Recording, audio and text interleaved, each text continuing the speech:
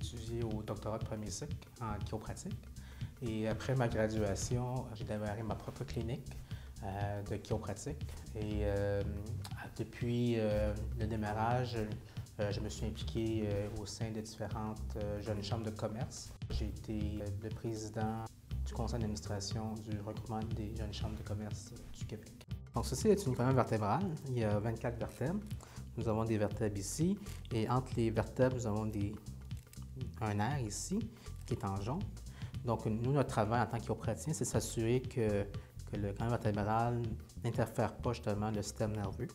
Des fois, par exemple, si on a une mauvaise posture, si on a un accident, une blessure sportive, une chute, ça peut justement causer une vertèbre qui est déplacée, qu'on appelle une subluxation vertébrale, qui peut justement causer une interférence au niveau du système nerveux.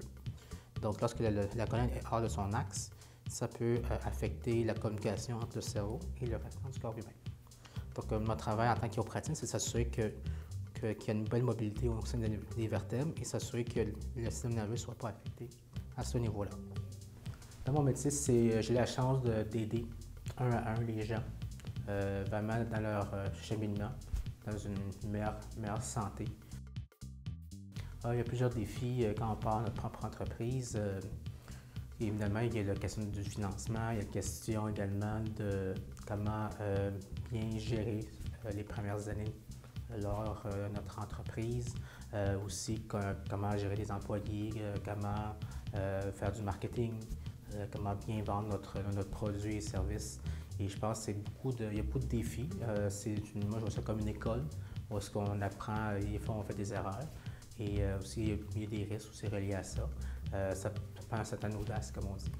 Je pense que ça nous permet de forger le caractère, nous permet d'aiguiser notre sens de détermination. On apprend à être plus persévérant et aussi on apprend à apprendre de nos erreurs. Il ne faut pas avoir peur de sortir des sentiers battus.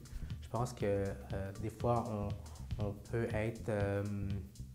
avoir des craintes là, par rapport à ça. Dans n'importe quel projet qu'on entreprend, c'est important de faire confiance à soi-même puis d'entreprendre tout projet qu'on veut. L'important, c'est d'avoir cette passion-là qui est à l'intérieur de nous.